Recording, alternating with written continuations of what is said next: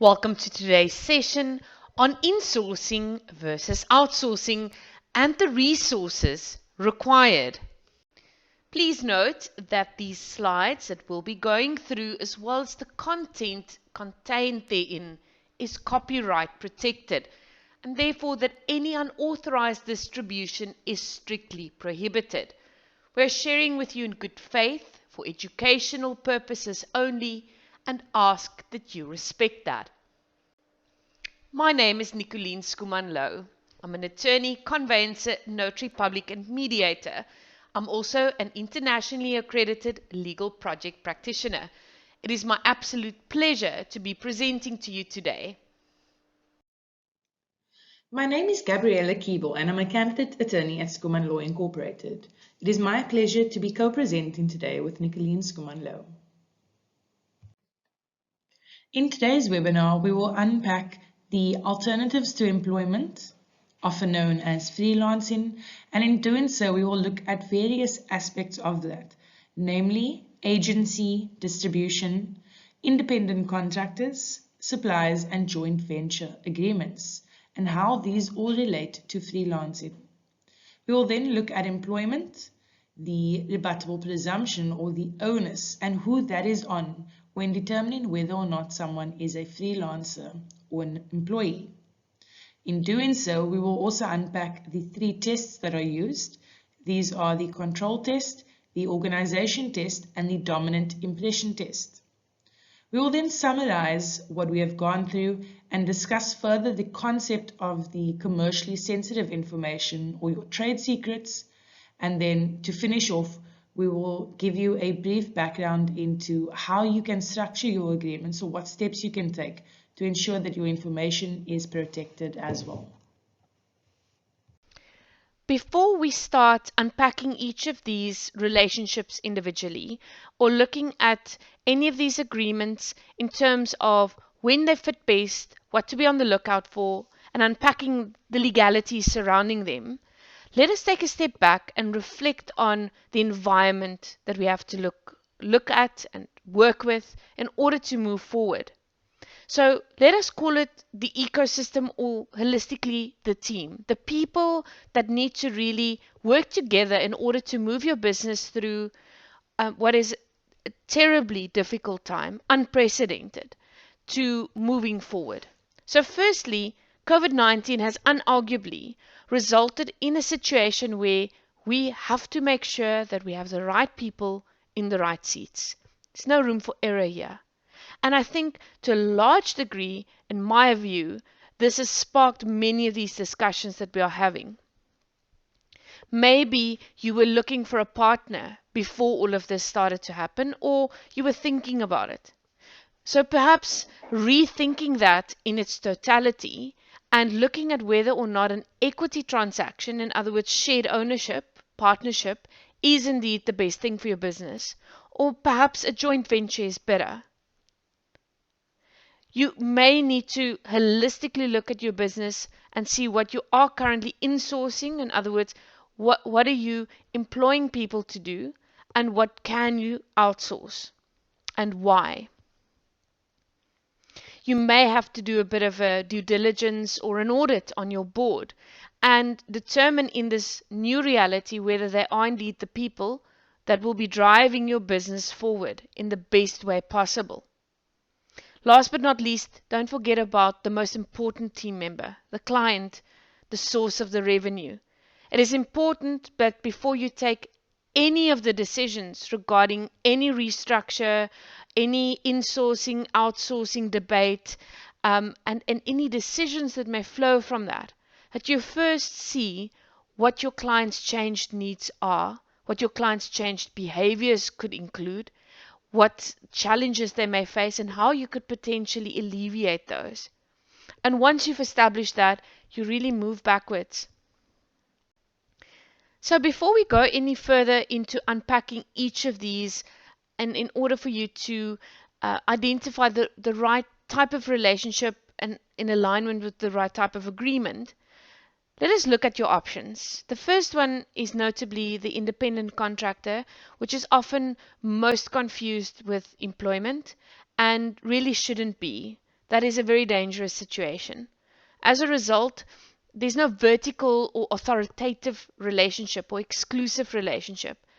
The contractor usually works with you for a specific task or a specific period of time or on a specific contract, but they are free to work with others as well. So there's no form of exclusivity and really shouldn't blur the lines with employment. Supplier, that is a continuous relationship maybe with someone who provides bookkeeping services or IT support, or something similar to those. Often these where an agreement is most needed is when you are actually contracting on the basis of a quotation and not of a proper agreement. Furthermore, this person may have access to data, to your personal information or confidential or commercially sensitive information. Obviously, key component would be an IT service provider, and that's quite important to acknowledge and to deal with in this agreement. The agency agreement, which is a very useful way to distribute or sell your products or services without having to engage on an employment basis. It's a commission-based agreement, but importantly, to note that the agent, to a certain degree, can represent you. In other words, they have power of attorney within certain confines. Then, of course, there's a distributor agreement also. The distributor wouldn't be in a position to bind the principal as the agent would. In other words, they won't be able to represent you by a, call it authority or power of attorney principle, but they would still be in a position to distribute, buy and on-sell a product or goods in that context. Again, quite a useful way, especially to expand into different markets, cross-border, maybe nationally as opposed to provincially where you currently are. And then last but not least, the joint venture agreement, which is essentially a corporate partnership agreement. And there are some key components to look at, which we'll get to in a little bit. As with most of these relationships and the contracts aligned to them, you'll see that it's critical to ask yourself some strategic questions when deciding which relationships fit which legal relationship or contract best. So agency is no exception. I always ask myself the question as to high growth and scalability. Is there a need here to engage multiple people, maybe in a relatively quick fashion, in order to sell the goods or services concerned? You'll note then it follows naturally that the component built into agency, which is unique and distinguishes it from distribution, for example, the power of attorney or power to bind component, starts making practical sense. That physically you would need to have a form of delegated authority incorporated into the agreement in order to make this practical. So, first and foremost, this is an agreement that can be entered into with an individual or with an organization. So, natural or juristic person in legal language. The person will earn a commission on sales that they make. So there's very little risk from the perspective of the company, the principal, and there's a lot of risk on the part of the agent. And of course, the careful consideration is around the agent's powers of representation. We see this most in the form of sales reps, particularly in certain industries, selling equipment or goods or products, but also we see them in the property market when we talk about estate agents. So it's a very, very commonly used model for many industries. So let's go through the information you now need to have at hand when you start the contracts for biz process. So you'll have to have the details of your agent, the contact details, in other words, full name, ID or registration number, and address. You'll also need to think when the agreement will start. So usually if you're signing it today, commencement would only be on the 1st of June, for example, or you could make it the same day.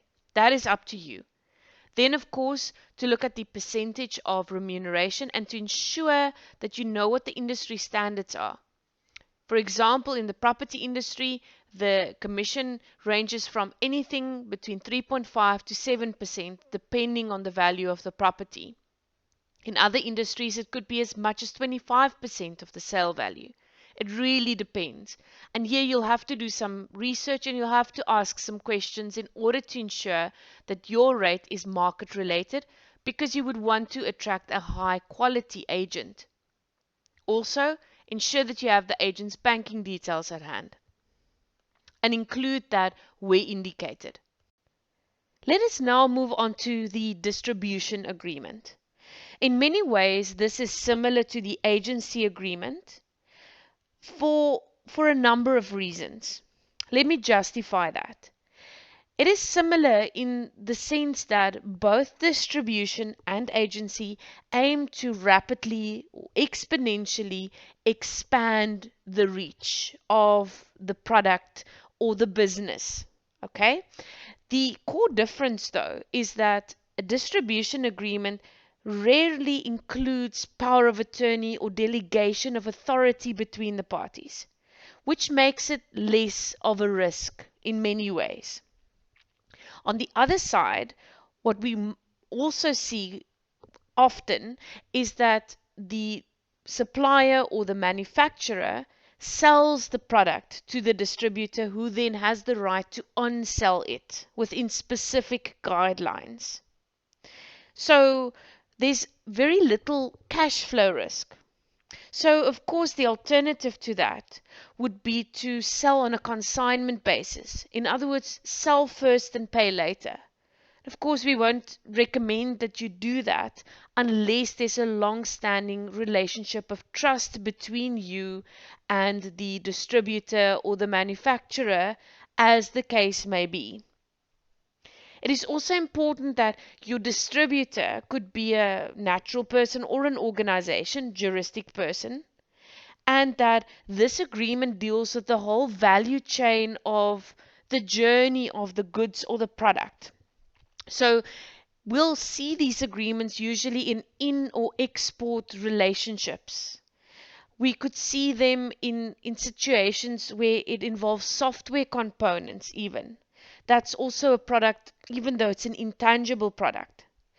Going back to physical, tangible products though, the whole journey of moving the product around in terms of import perhaps, storage, logistics, warehousing even, all of those components would need to be regulated in terms of who would be responsible for it and where the risk would lie.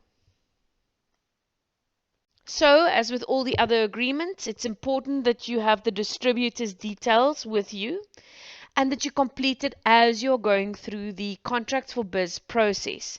It is also important that you note that you are viewed from our perspective as the owner of the product. In other words, the manufacturer or the supplier. If you are looking for an agreement where this is not the case, please feel free to contact us. In terms of other information that you would need, is you would need to decide on the term of the agreement. Over here, I would suggest that you give it a fair chance. In other words, not just a couple of weeks, possibly increments of 3 months, which is a little low, personally, in my view. Rather, 6 months or 12 months could be a better proposition. Whatever you decide, ensure that you collect enough data to check what is and is not working in this relationship and how to potentially adjust it. So make sure that your relationship in this sense remains dynamic and that you adjust accordingly. Let us move on to the supplier agreement. The supplier agreement, I suppose, is one that is in a way a little one-sided, in the context that it is a relationship where you as the company requires something to be provided or supplied.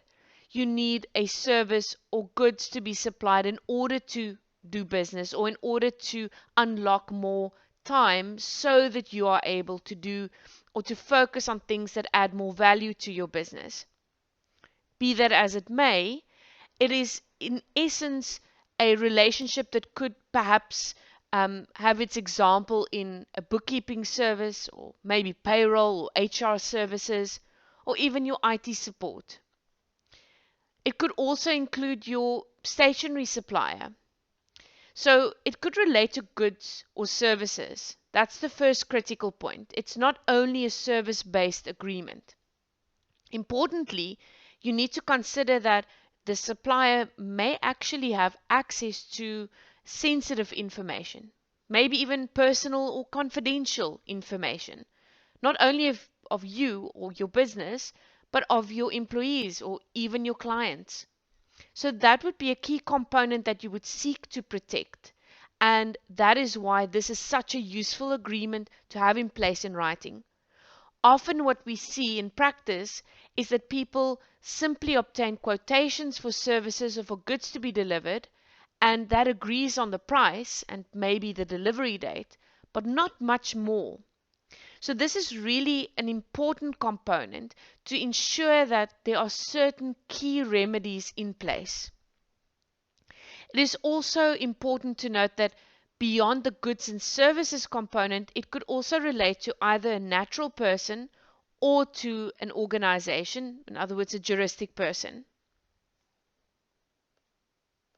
Often, because these expectations are not properly aligned, we see disputes that could easily be avoided simply by putting an agreement in place ensuing. As you'll go through the contracts for biz process, again you'll see that you'll have to tailor this to the specific supplier concerned. So you'll have to complete the supplier's details. Again, critical is to describe what you'll be buying and be as detailed as possible in this process. Perhaps there was a quotation. So I'm not saying quotations are completely useless. I'm saying they are completely inadequate in many cases because they don't address critical components as discussed just a few minutes ago. So maybe make reference to that quotation that you have accepted. Or if you are going to buy on the premise of a quotation being rendered every time, think about stationery, for example. Then say that. We'll buy from you as per approved costing or as per approved quotation as received from time to time. Let us move on to the independent contractor agreement. Notably, this is the one agreement that is often confused with employment contracts, often blurs the lines, and as a result has really earned itself a bad reputation. It is important to ensure that you do not try and have your cake and eat it. In simple terms, either you will contract in the normal course under the employment laws and follow all the rules and regulations involving that and managing that relationship, or you may opt for this agreement under certain circumstances. So firstly, it's important to distinguish this from the employment relationship first and foremost by noting that the employment relationship is a vertical relationship. In other words, there's an authoritative component to it. Secondly, there's an exclusivity within an employment relationship.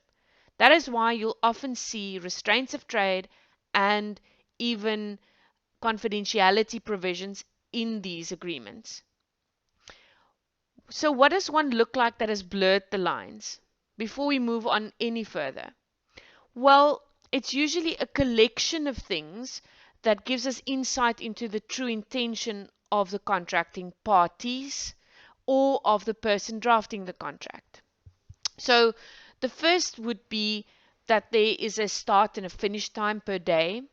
Perhaps in addition to that, there is compliance or a need to comply with certain internal company policies, to report to someone, not to work for anyone else, to have to apply for leave or call if you call in sick, that you follow the procedure that employees do, etc., etc. But again, this is not an exact science. It's all about, as I say, the collection or the pattern that is formed by the collection of provisions. So it's not one single provision that you just shouldn't include. It's a whole list of them that leads one to believe that this is more of a vertical, exclusive relationship, in other words, an employment one. The problem is the minute you blur the lines and call it something it isn't, and if the interpretation of the person creates an expectation of permanence, then you could find yourself in hot water when it comes to terminating that relationship. And you could even find yourself being taken to the CCMA or other forums for unfair dismissal or unfair labor practice because it's actually nothing more than an employment contract. So it's very, very important to be careful around this. So what does it look like if it's done properly? Well, let's look at the construction industry because that's where this to a large degree stems from.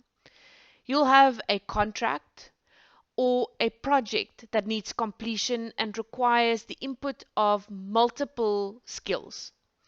In other words, these skills are not in one single organization for different reasons. Perhaps it's because of speciality, perhaps it's because of scalability. There could be many reasons for the segmentation. So in that case, all these agreements would be tied to the main agreement. So if something goes wrong on the main agreement, it would have a knock-on effect.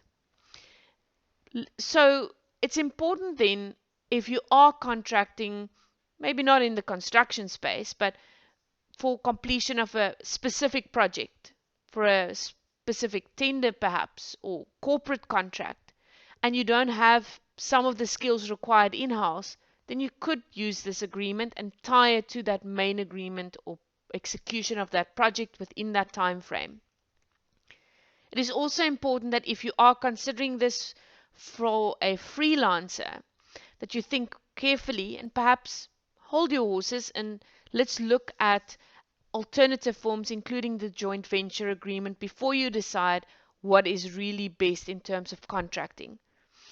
The freelancer to use on an ad hoc basis when you're doing certain projects repetitively could be something that you would be looking at, but again, it could probably be better placed if one looks at a joint venture agreement, or at least look at that as an alternative. As you go through the contracts for biz process, again, you'll complete the contractor's details. You'll have to think about the amount that you'll be paying them per month and the duration of the agreement. And this is usually tied to the main agreement or the project. So that would be the start and the end dates. And then, of course, specify the project or the agreement. This really reinforces my suggestion for you to look at the remaining alternatives in the case of a freelancer. Perhaps your freelancer is better placed as a supplier when and if you need them, or perhaps better placed as a joint venture partner, which we'll deal with in a minute. Last but not least, let's talk about the joint venture or JV agreements. Notably, these agreements have become much more popular over the last couple of years, and I suppose in a number of industries, very specifically so. One of those industries, and arguably the construction industry, and probably from a logical basis point, because this industry has always been accustomed to working together based on agreement. So, in other words, that everything wasn't merged into one entity, but that entities freely collaborated with one another and were bound by agreement. Subsequently, we've seen this being used in a number of different and unrelated industries, not only just construction. And I think the reason is quite clear, that people will collaborate under this ambit for different reasons, strategically, and this is a really good way of doing one of two things. Either proverbially to date before you get married, in other words, to see how the managerial styles and skills and leadership styles and skills differ, and how one can get together and work together to make a success of a specific project. It would also then allow businesses to expand into unfamiliar markets or markets they are seeking to expand into, but they don't have the in-house skill to do so. It's also important to consider that in some instances, this is a great way of working together without ever having the commitment of needing that long-term partnership. So, be that as it may, it's important for you to have a certain level of trust. And in order to build that level of trust, a certain degree of due diligence would be needed before you sign on the dotted line. And to add to this point, especially because we know that joint ventures are also very popular in situations where people identify themselves or each other as potential competitors to one another, maybe now or imminently, and decide to rather work together than to fight each other, rather to own a larger chunk of market share than a smaller one had they decided to continue to operate individually in competition with one another. Now, of course, that lends itself to trading very carefully and to ensure that you know what your risk entails and how to mitigate it before you sign on the dotted line. And that's why I'm saying there's a certain level of due diligence that will always be needed, especially if you don't know each other very well. So importantly, that it could be an agreement between entities, in other words, juristic persons, or between private individuals. We often refer to it as the corporate partnership because we mostly see it happening between entities, in other words, juristic persons. Important that you are very, very clear on the contribution, either in skill or in money, to the joint venture. Of course, it goes without saying you need you need to agree on the name. Also, the profit split and what is deducted from income in order to get to the profit. Importantly, the liability and the risk.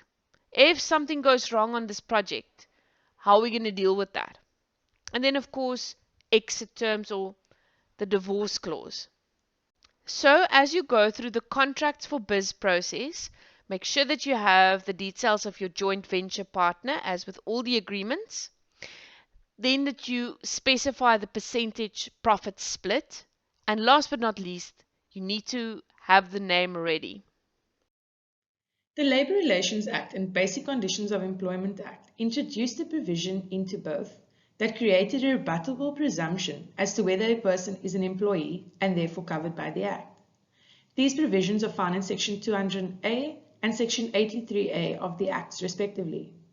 However, it is important to note that these sections are only applicable to employees who earn less than the threshold amount, which is determined by the Minister of Labour from time to time. At present, the threshold is sitting at R205,433.30.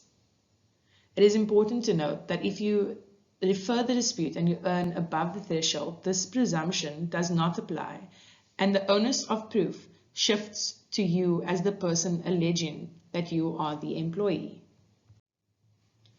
If you earn below the threshold, the presumption applies in any proceeding in terms of the Basic Conditions of Employment Act and Labour Relations Act, in which a party, the applicant, alleges that they are an employee, but the other party to the proceeding disputes this allegation. In order to be presumed as an employee, an applicant must demonstrate that they, 1, work for or render services to the person or entity cited in the proceedings as employer, and 2, that they establish any one of the 7 listed factors that is present in their relationship with that person or entity. It is important to note further that the presumption applies regardless of the form of your contract. Therefore, a statement in a contract that attaches a label to the working relationship, such as that you are not an employee and that you are deemed as an independent contractor, is not taken as conclusive proof as to the status of your working relationship. The fact that an employee or applicant satisfies the requirements of the presumption by establishing any one of the listed factors is present, does not establish that that alone makes them an employee. However, by establishing this, the onus then falls on the employer or alleged employer to lead evidence to prove that the applicant is not an employee and that the relationship is in fact one of independent contracting. If they fail to lead satisfactory evidence, the applicant must therefore be held to be an employee. So what are the 7 listed factors? These factors are contained in both provisions as mentioned above. The first is that the manner in which the person works is subject to the control or direction of another. This factor is generally present if the applicant is required to obey lawful and reasonable commands, orders, instructions, for example, managers and supervisors, as to the manner in which they have to work. The second factor is the person's hours of work that are subject to the control or direction of another person. This factor will be present if the person's hours of work are a term of the contract and the contract permits this person to provide the work at what times work is to be performed. The third factor, in the case of a person who works for an organization, the person forms part of that organization. This factor may be applicable in respect of any employer that constitutes a corporate entity. It does not apply to individuals employing, for example, domestic workers. The factor will be present if the services form an integrated part of the employer's organization or operations. A person who works for or supplies services to an employer as part of conducting their own business does not form part of that employer's organization. The fourth factor is the person has worked for that other person for an average of at least 40 hours per month over the last 3 months. The fifth is the person is economically dependent on the other person for whom he or she works or renders services. Economic dependence will generally be present if the applicant depends upon the person for whom they supply the work. An employee's remuneration will generally be his or her sole principal source of income. On the other hand, though, economic dependence will not be present if the applicant is genuinely self-employed or runs their own business. A self-employed person generally assumes that financial risk attached to performing work. The sixth factor is that the person is provided with the tools of trade or work equipment by the other person.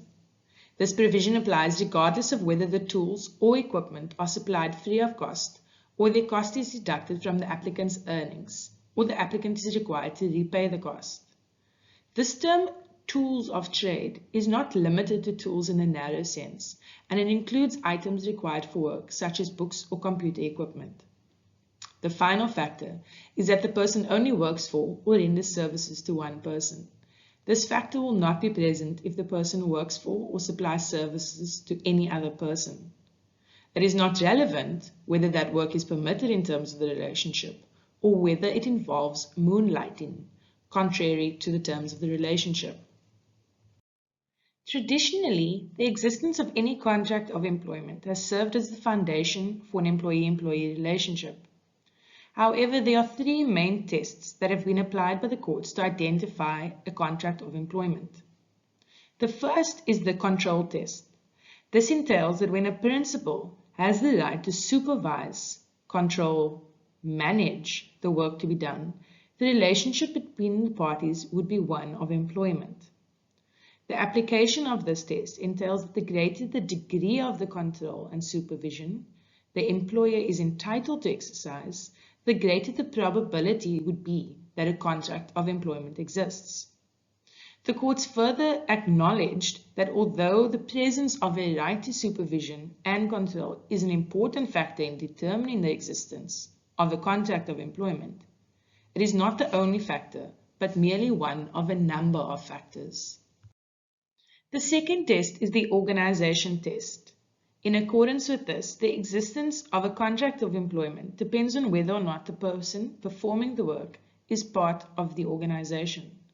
However, this test was rejected by the courts as the court regards it as being too vague and fails to provide specific clarity on the nature and the extent of the integration into the organization. The third test used by the courts is the dominant impression test. It is the salient test used to establish the existence of a contract of employment. This test entails the weighing up of a number of factors against one another, rather than looking at a singular decisive factor to determine the existence or the absence of an employment relationship. So after weighing up all these factors, the dominant impression therefore determines the type of contract. For example, in this case, the employment contract. While the courts have used this test over the years, they have continuously applied and amended the way this test is utilized. The court has reduced the criteria that is used to determine whether a contract of employment exists.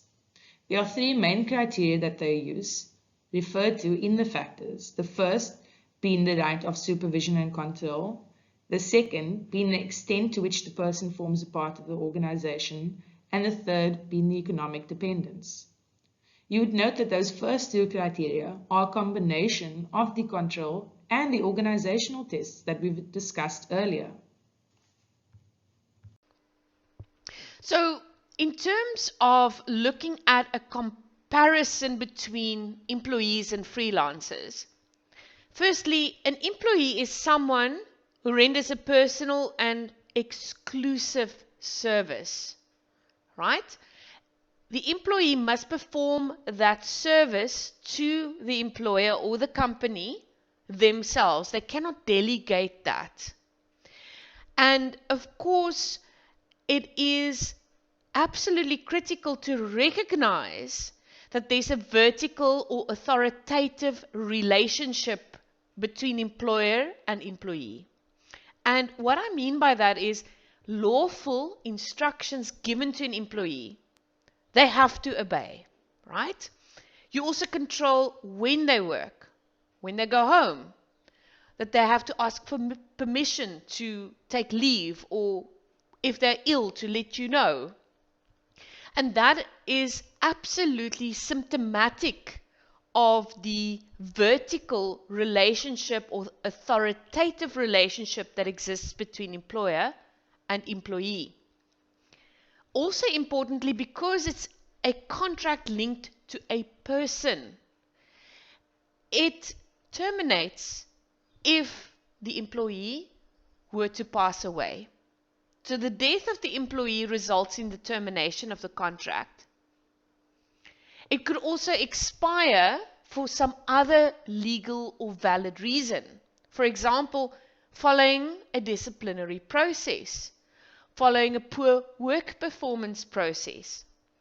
That is obviously more in the realm of capacity, whether the person is able to do the work due to physical health, etc. On the other side, freelancing, yes, to some degree there is an authoritative relationship. In other words, that the company dictates what they need and how they need it done.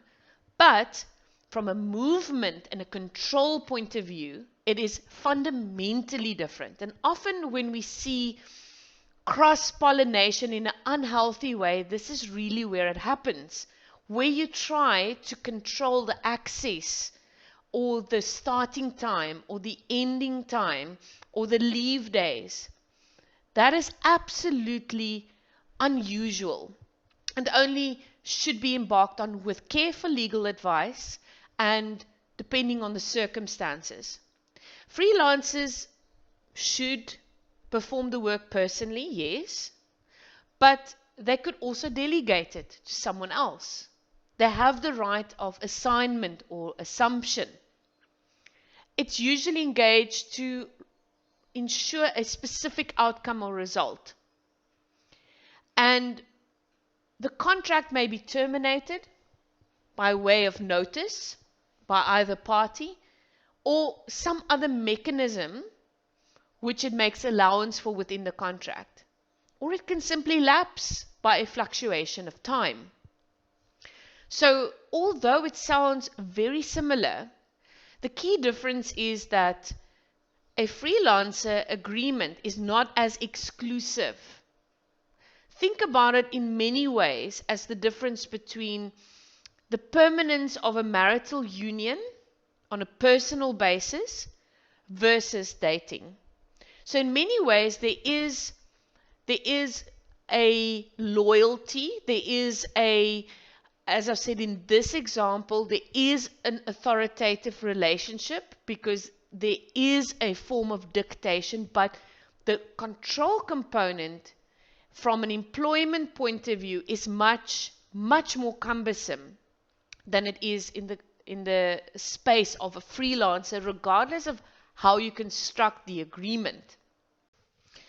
So, what is private, or rather, personal information?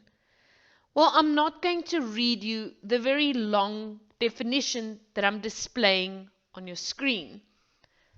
Often, when I give this training or present workshops on this topic, I always say that it's better to ask what it is not than to ask what it is, purely because of the broad interpretation of the concept. So, in a nutshell, it really is anything that is related to an identifiable living person. And importantly, where applicable, to an identifiable existing juristic person in relation to a number of things: race, gender, sex, marital status, nationality, well-being. You'll see if you continue to read the definition, it includes blood type, it includes your opinions, views, or preferences, just to name a few highlighted points. So it really is, most certainly, in a business context, every bit of information we're collecting of employees, potential employees for recruitment purposes, of suppliers, of customers. And of course, on the flip side, everything that is being collected from us in the same context. So confidential information and how it fits into the commercial sensitivity aspect. And what is sensitive information in this space, right? Well, we know what the general definition is of confidential information. We have that in our standard agreements, or at least you should have it in your agreements. And we also know what confidential information means with regards to the POPI Act. But when we're looking at your confidential information and your sensitive information in your specific commercial space, you've got to look at various factors. And remember now that commercially sensitive information is really what sets you apart from your competitors, right? So it's that information that you have that, should it get out, it will really give your competitor a one-up on you. So when you're looking at these different factors, you'd obviously consider the industry, right? Your competitors in the industry. You'd also look at your marketing, your strategies, your proposals with your USP, your unique selling proposals that you put together. I mean, when you're thinking of submitting tenders or bids, you've got a lot of information that you're putting out there, and that is essentially sensitive information for your company. And should a competitor get their hands on that, they obviously would have a one-up on you as well in terms of, winning that award or winning that tender. And then looking further at trade secrets. Trade secrets we will unpack in the next slide, but essentially very similar or almost identical to the confidential information, the sensitive information, something that gives you a one-up on your competitors. So what constitutes a trade secret? Well, without reading the definition on the screen in terms of Article 39, the crux of it is that a trade secret is information that is useful in the industry and that's kept confidential, right? It's information that imparts value to the holder, and it's something that really gives you the competitive edge over your competitors. So should this information be leaked, it would have a disastrous effect on your business. And this information could range from purely just customer lists that you have to information that you've received for valuable business opportunities or research proposals, tenders, And it could also just be information that you've received out of confidence from one of your employees in the course and the scope of their employment with you. So another thing to note is that it's also negative information that could constitute a trade secret. Such examples of negative information could be the manufacture of products that you've had, or failed remedies that your company have employed, or even just the research that hasn't necessarily hit the mark and you've just tabled that research. But these are still protected as trade secrets, right? Because it could still save, another business a lot of costs had they got their hands on that information that you've used to get to where you want to be. So now looking at Article 39 of the World Trade Organization's agreement, right, they list 3 requirements that you must essentially protect the undisclosed information against the unauthorized use in a manner that is contrary to honest commercial practices, right? And on this basis, you can do so as long as the information is 1, related to and capable of application in your specific trade or industry, that 2 is secret or confidential, so obviously again falling within the definition of confidential information. And then the 3rd requirement is that it must be of economic value to the proprietor as well as your competitors. So this Article 39 basically gives you a general guideline in determining whether or not the information that you hold is secret, whether it classifies as a trade secret and therefore entitled to the protection that comes with that. Another thing to note is that trade secrets are essentially an important form of your IP, your intellectual property of your company, similar to trademarks, patents, copyrights, and designs. So it's important that you as a company, that you take the initial steps to identify whatever confidential information or trade secrets that you have as the company. And once you've identified that, to then go ahead and to incorporate your protection mechanisms within the company that ensures that your documents are securely stored and in places where there's limited access, right? So you can really harness that protection of the trade secrets. And then it's also imperative that you have agreements with your employees, educating them on what it is that constitutes confidential information, as well as the consequences of confidential information. But there are some advantages. The advantages of trade secrets are that they do not have to be registered, right? And there's no limit on when the protection runs out. There's no registration costs and there's no formal compliance requirements that have to be met with a trade secret. But the disadvantages are that they can also be reverse engineered once that trade secret has been leaked. And then obviously, it's anyone's at liberty of accessing that information. Enforcing your trade secrets is not an easy process, and it's also quite costly. That's why for your small entities and your startups, it's definitely advisable that you get the right mechanisms in place to protect your trade secrets. It's a useful tool for your small and medium businesses who don't have the necessary resources available to protect their trade secrets or their IP. Now that we've gone through all the considerations in regards to your options when it comes to insourcing and outsourcing, the functions most critical to the growth strategies of your business, it is important to look at the financial or relationship considerations when deciding which relationship or construct suits your situation best. Then, of course, how sensitive the information is that will be exchanged or that this person or third party will be exposed to during the course of the transaction or arrangement or relationship with you. Decide what you ultimately want to achieve and how to limit your risk best. Make use of our platform Contracts for Biz.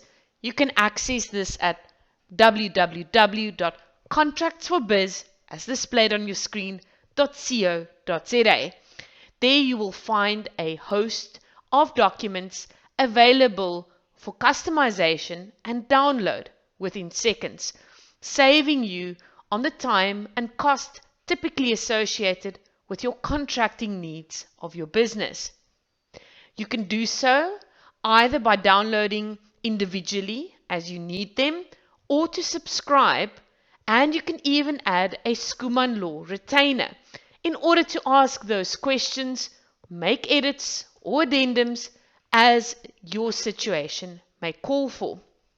Then, of course, print your document and follow the implementation instructions that will be rendered with your document when it's ready to download, and engage with this third party in or outsourced supplier. That brings us to the end of our session today. Thank you so much for joining us. We will be opening the floor for some questions shortly. And we remind you, should you need any information or guidance or have a question that you are not quite comfortable to share with the rest of the group today, feel free to contact us at inquiries@schoemanlaw.co.za or to make use of our 10-minute free consultation offer. You can make an appointment with any of our attorneys for this purpose. We also invite you to follow us on our social pages, to like, share and comment on this video when it becomes available.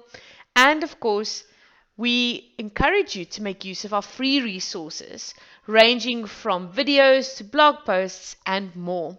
Join us for our next event scheduled for October. Our events page outlines the topics that are upcoming until the end of the year.